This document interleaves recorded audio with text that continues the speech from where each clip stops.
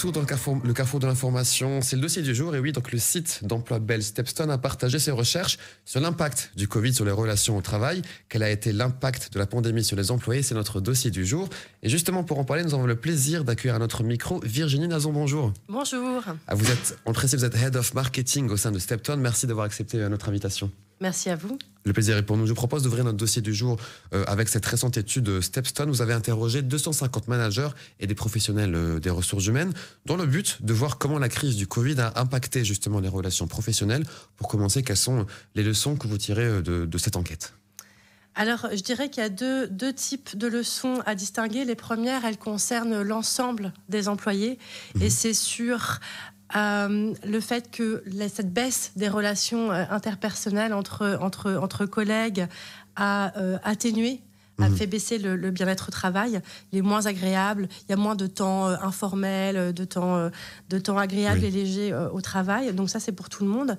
Mais il y a aussi cette injonction à la performance qui est plus difficile à gérer quand on est face à un écran et qu'on n'est pas dans un objectif collectif. Une dynamique de groupe aussi, ouais, c'est ça. C'est ça, une dynamique de groupe. Et puis, il y a un deuxième type de conséquences qui est particulièrement vrai pour les managers, et c'est plus de poids sur leurs épaules posés pour atteindre ces objectifs d'une part et gérer les employés et le changement et tout ce que ça a pu induire comme stress. Mais aussi un changement de paradigme. Donc le télétravail a accéléré le fait qu'on est moins dans un modèle vertical de contrôle, de hiérarchie et d'autorité, vers un modèle plus horizontal d'autonomie et de flexibilité. On reviendra justement sur la question du télétravail qui est très, très intéressante. Je reviens juste sur une conclusion assez marquante du rapport. En 2019, par rapport à l'étude de 2019 plutôt, c'est l'augmentation des managers qui déclarent faire des cauchemars à propos de leurs collaborateurs. Ils déclarent aussi avoir eu besoin de soutien mental. Concrètement, en quoi ce constat peut être une conséquence du Covid en fait? On peut penser que ces managers se sont retrouvés un peu plus seuls. Donc, c'est plus une équipe de management, ils sont seuls à devoir gérer des employés qui sont aussi plus en souffrance. Une étude précédente avait montré aussi l'augmentation de ces souffrances par rapport aux employés de manière générale. Donc, ils se sont retrouvés de manière générale plus seuls, avec plus de besoins, plus d'attentes de la part de ces employés. Ils sont plus vulnérables du coup que les autres employés, les managers. Oui, voilà, ils sont plus vulnérables ça relève juste le besoin de plus de formation, d'accompagnement et de méthode, parce que la majorité des managers, on l'a vu aussi à travers notre étude, 40% et 37% en 2021 n'ont pas eu de formation particulière pour gérer ça. Et donc, face à cette crise et à tous ces changements, le besoin était encore plus pressant. Donc on ne forme pas assez les managers à la gestion du stress en général? Oui. Alors de manière générale, on ne forme pas assez au métier de manager et à la gestion du stress, en particulier en cette période. Et malheureusement, même si on va retourner à un mode de vie plus normal, le stress reste une préoccupation constante dans les entreprises. Et donc il va falloir effectivement mener des stratégies et des campagnes pour sensibiliser et remédier à la question. On espère que la classe politique entendra vos propos. Une information qui m'a fait sourire en 2019, 46% des managers affirmaient ne pas aimer être patron. Ce nombre reste inchangé aujourd'hui. Comment vous expliquez ce constat ? Alors, la première chose qu'on peut dire, c'est qu'en général, des managers, c'est des gens qui ont excellé ou qui ont été très compétents dans une fonction, dans une certaine technicité, une certaine expertise. Or, quand on devient manager, et c'est l'évolution naturelle, de manière hiérarchique, de manière salariale, on devient manager, alors que c'est un ensemble de compétences qui est complètement différent, qui est axé sur des compétences sociales, d'empathie, d'écoute, de leadership. C'est important, bien sûr. Donc il y a un gros hiatus entre les compétences qu'on vous demande pour devenir manager, qui sont généralement techniques, d'expertise, et les compétences une fois qu'on l'est. Donc c'est pour ça que la formation est vraiment importante pour répondre au bien-être à la fois des managers, et c'est essentiel, mais aussi des employés, parce que les conséquences sur les employés quand vous avez un mauvais manager sont dramatiques. Mais est-ce que le problème se situe à l'embauche ou est-ce que c'est plutôt après, en expérimentant le poste, que justement ces managers affirment ou se rendent compte de ne pas aimer être patron en fait ? Je dirais les deux, mon capitaine. Quand on embauche, il faut savoir déceler au-delà d'une certaine technicité cette capacité, cette fibre sociale et cette capacité d'écoute et de leadership. Mais il faut en tout cas accompagner ces managers à le devenir. On n'est pas manager, on le devient. On le devient. On retient cette phrase. Toutes ces questions, Virginie, posent évidemment la question du bien-être mental au travail. En tant que membre de Stepstone, vous trouvez que le bien-être mental est en Belgique une notion qui est suffisamment abordée en entreprise? Alors la bonne nouvelle, c'est que depuis 1 an, il y a une grosse prise de conscience, à la fois par les pouvoirs publics, qui ont fait une grosse campagne fin de l'année dernière, mais aussi par les entreprises, qui mentionnent, il y a une étude d'Asarta et la VUB récemment, 40% des entreprises misent sur la santé mentale de leurs employés et comptent investir dedans, donc on peut quand même s'en réjouir. Et pourquoi selon depuis 1 an?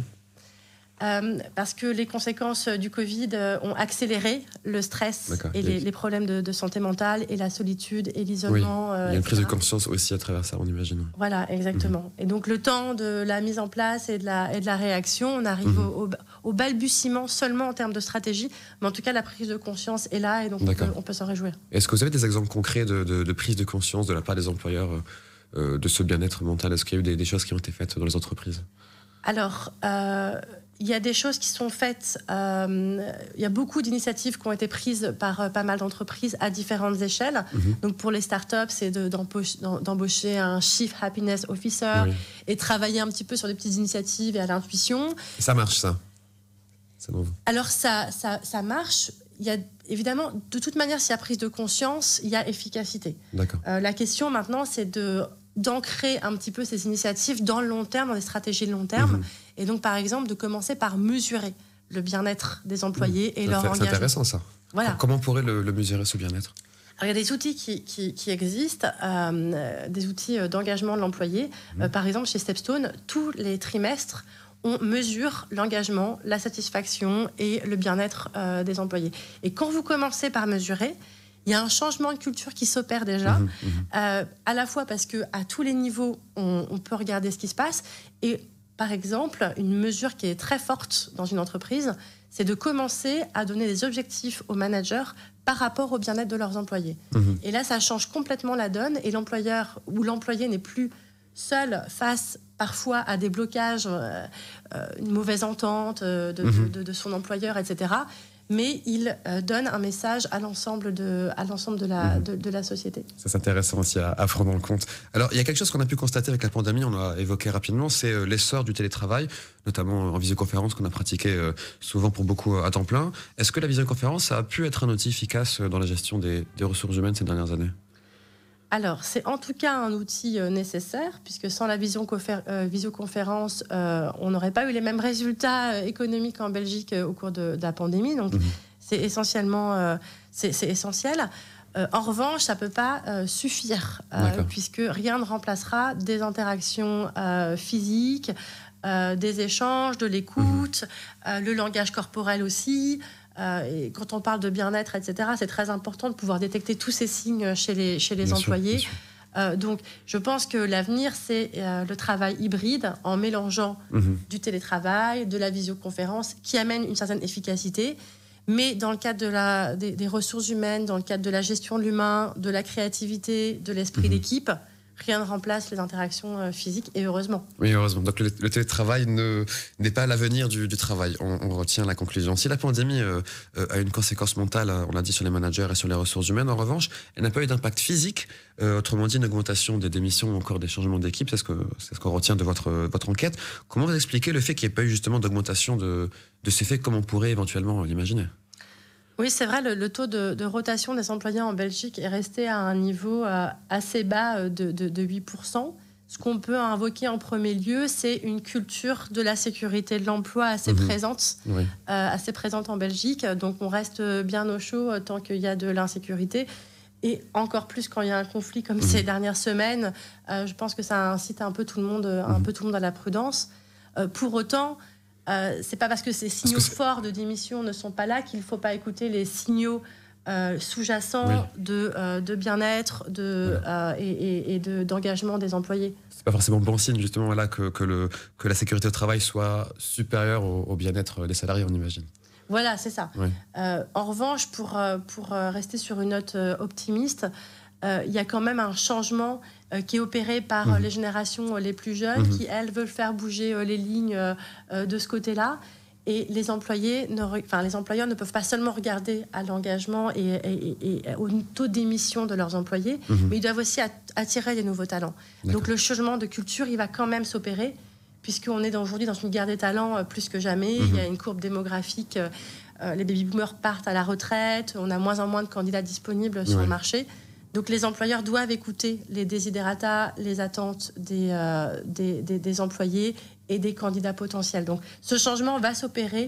Mais on peut rester optimiste. Voilà, d'accord. Tout à fait. Il y a aussi un autre aspect de votre enquête que je trouve particulièrement intéressant, c'est celui du recrutement, Virginie, sur les managers interrogés qui ont déjà embauché quelqu'un. Seulement 19 personnes ont déclaré se sentir mal, enfin tant mieux, mais mal préparées. Non, pas tant mieux. Mal préparés, pardon, excusez-moi, j'ai mal lu, parce qu'ils n'avaient pas suivi de formation préalable au recrutement. Quel est le diagnostic que vous posez au niveau du recrutement? Comment on peut expliquer ce chiffre-là? Alors ça revient à mon point précédent, c'est-à-dire qu'il y a quand même un gros changement dans les rapports de force entre les candidats et les employeurs. C'est lié, d'accord. Et donc il y a 10 ans, le candidat devait de vendre son profil et un certain nombre de compétences et de potentiel à un employeur. Aujourd'hui, c'est plus tellement le cas. C'est le recruteur qui doit aussi vendre sa société, ses valeurs, sa culture d'entreprise, puisqu'il est en concurrence avec d'autres sociétés. D'accord. Et donc c'est en là où le manager est mal préparé, parce que lui, il était habitué à analyser un candidat et à le juger. Et aujourd'hui, on lui demande de vendre une société, donner du sens à une mission. Et donc ça, c'est des nouvelles compétences qui lui sont demandées. Ça a vraiment changé le recrutement de nos jours, c'est incroyable. Justement, cette question-là, elle est primordiale dans votre étude, parce que de l'autre côté, on apprend que 4 salariés et demandeurs d'emploi interrogés sur 10 ont déclaré avoir déjà retiré leur candidature, notamment en raison du comportement de l'intervieweur, donc de l'employeur. Quelles sont les raisons qui ont été invoquées, justement ? Alors, la première raison, elle est assez étonnante. Pour 51% des cas, c'est un manque de politesse, un manque de respect dans l'accueil du candidat. D'accord. Donc, on en revient un peu à cette idée du changement de rapport de force. Et donc, il ne s'agit pas d'exiger d'un candidat qu'il se vende, mais c'est aussi de le traiter en égal, et on peut s'en réjouir, et de lui vendre... de lui proposer un poste avec un sens et avec des choses intéressantes. Une relation plus horizontale, quoi. Voilà, plus équilibrée. Il y a aussi un autre aspect, c'est les candidats trouvaient que le recruteur n'était pas assez préparé. Donc ça va un peu dans la même direction qu'on attend de la part du recruteur et des managers d'avoir une vraie proposition à faire aux candidats. Mais indirectement, ça veut aussi dire que la demande reste assez équilibrée par rapport à l'offre, parce que j'imagine que dans une situation où il y a très peu d'offres et beaucoup de demandes, ce sont des choses que le candidat ne va pas forcément prendre en compte, parce qu'il va dire il faut absolument que je trouve un emploi. Ça veut dire que c'est assez rassurant aussi, quelque part. Oui, alors en revanche, il y a une augmentation assez considérable des offres. Avant même la fin de la crise du Covid, il y a une reprise des offres d'emploi assez conséquente. Et il n'y a pas une augmentation des candidats aussi importante. On a des taux de chômage historiquement bas. Il y a des nouveaux entrants sur le marché du travail qui ont été un peu prudents avant de rentrer sur le marché du travail avec la crise et qui ont parfois un peu prolongé les études. Donc effectivement, même si un candidat doit continuer à se vendre, il est beaucoup plus en rapport de force que ce qu'il était il y a 10 ans ou même il y a 3 ans. Et tant mieux. Et tant mieux. Et tant mieux.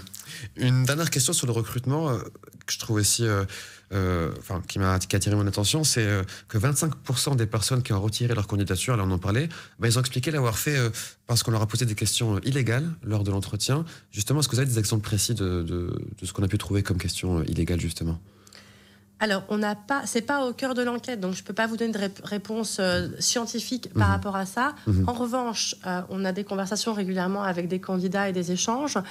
Et ce qui revient régulièrement, c'est la question du genre, donc des questions par rapport aux femmes, sur le désir d'enfant, sur la projection sur une éventuelle charge de famille qui empêcherait de se donner à 100% dans le travail, etc. Ça existe toujours, ça, du coup, alors ? Ça existe malheureusement toujours, et certains recruteurs continuent de poser la question. Et la deuxième chose qui revient aussi régulièrement, c'est les questions de religion, par rapport aux religions, les questions sur l'adéquation avec la possibilité d'être en contact client, etc., lorsqu'on a un voile. Donc ce genre de questions. C'est les deux thématiques qui reviennent régulièrement. Donc de volets. Une dernière question sur cette enquête, si vous le voulez bien, la méthodologie, c'est important. Vous avez interrogé plus de 1700 salariés et plus de 200 managers. Elle a duré déjà combien de temps cette enquête ? Alors, cette enquête, elle a été ouverte pendant 2 semaines et elle s'est faite en ligne. Donc, nous, on envoie cette enquête à nos 800 000 candidats parce qu'on pense qu'il y a plus d'objectivité en répondant par écrit qu'un biais par une réponse orale où on a tendance à atténuer ou à exagérer les vérités. Donc, ça assure une certaine représentation, en tout cas, des personnes, quoi.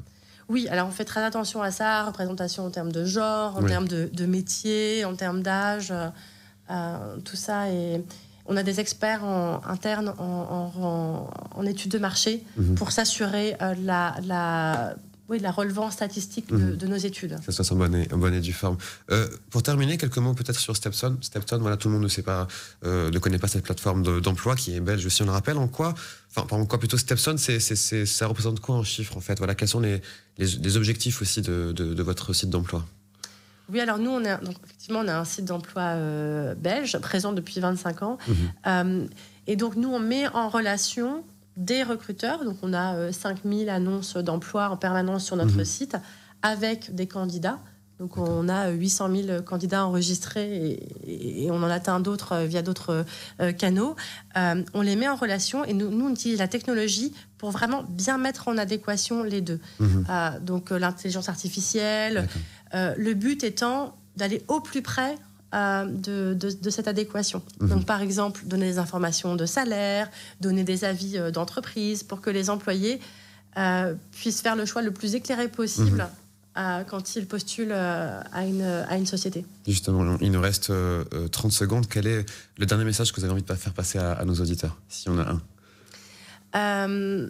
Le message que j'aurais, c'est un message optimiste par rapport au marché de l'emploi. Par rapport à ce qu'on vient de vivre aussi avec le Covid. Voilà, on a eu des décennies de crise de l'emploi et de chômage. Là, on est dans une situation inédite. On sort du Covid par ailleurs.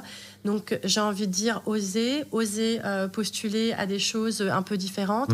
Osez aussi vous former et changer de métier pour avoir des métiers qui ont plus de sens à vos yeux. Aujourd'hui, la reconversion, c'est quelque chose d'inévitable.